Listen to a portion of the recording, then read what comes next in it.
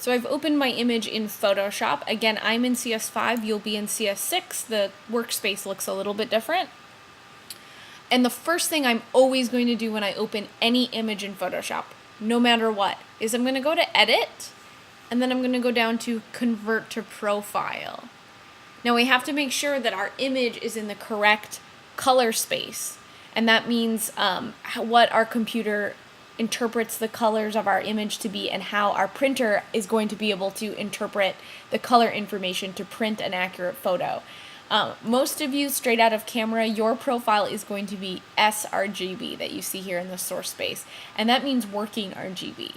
Now, this color space here is mainly used for the web, and so what we want to put here in our destination space is Adobe RGB 1998. I know that seems strange. 1998 was a great year. Crazy Sexy Cool came out that year. So in Adobe 1998 here is going to be the standard for all color spaces. So no matter what, it's not just for MCAD or MCAD's printers. Anytime that you're working with a pixel-based image, a photograph in Photoshop, and you're going to want to print that on inkjet printers, it needs to be in Adobe 1998 every single time. So once I've converted, I can go ahead and click OK. Now it's important, if you forget to convert and you do it later, it could dramatically change the look of your images. So all of the edits that you've made to that point could have been a waste of time and you might have to start over. So make sure that you always do Edit, Convert to Profile, and make sure that your destination space, again, is going to Adobe 1998. Okay, the next thing that I want to do is I want to start by making global adjustments to my image, and that means adjustments that affect the entire image. So the first thing you should always do, get into the habit of doing it, is copying your background layer. So I'm going to pull my background layer down here, whoops, to this icon near the trash can, and I'm going to make a copy of it. That way, I'm never making adjustments to my bottom layer.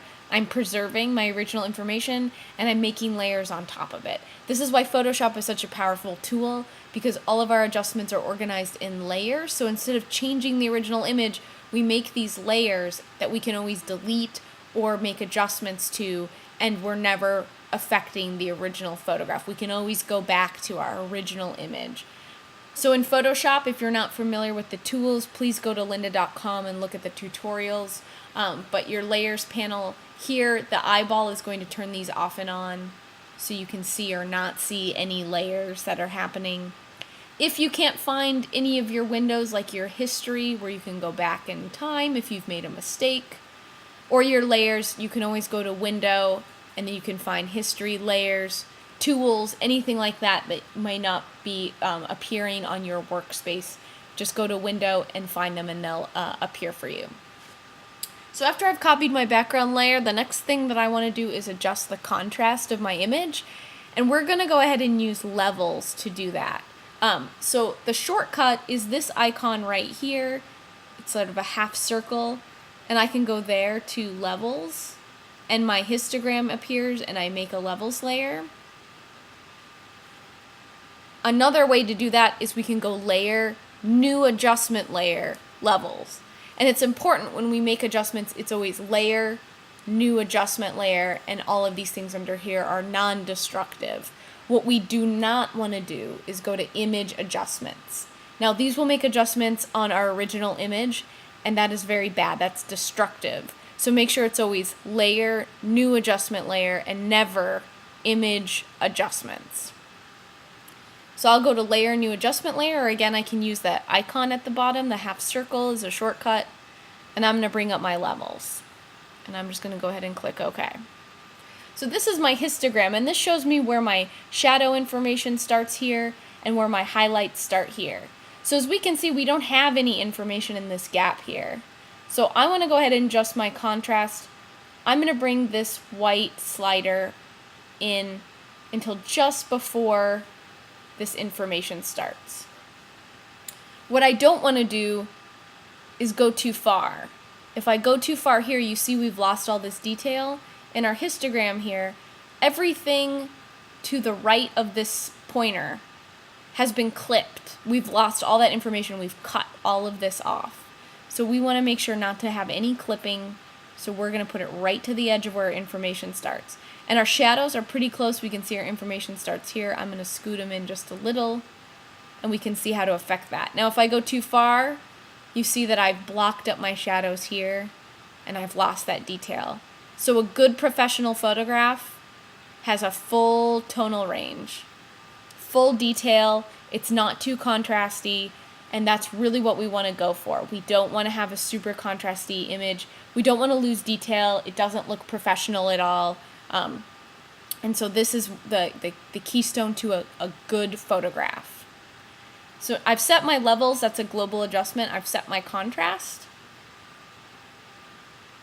And if I want to ever go back and change this, all I have to do is make sure I'm highlighted on this layer, and I can double click on this icon, and it will go ahead and bring back up, and I can always make adjustments. The next thing I want to do is to make a color balance adjustment layer. And I'm going to use my shortcut here and go to color balance. And there are more and more precise ways to color balance, but for right now, I just want you guys to be able to open this up and look at this. So I can start to make color adjustments here. Right now, my color cast is pretty neutral. My whites are white, and my shadows are a nice black neutral color.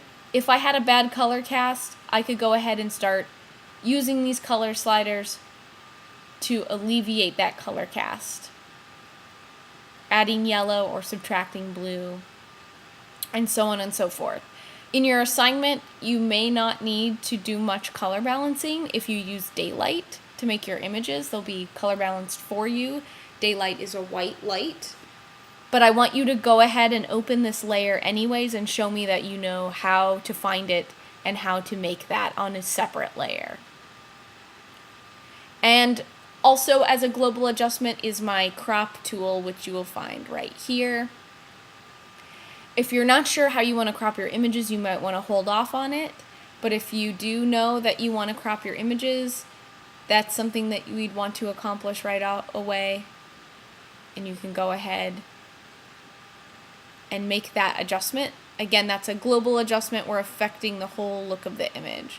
So just keep in mind, once you crop, you can't really go back unless you go all the way back in your history. So make sure you know what you want that image to look like.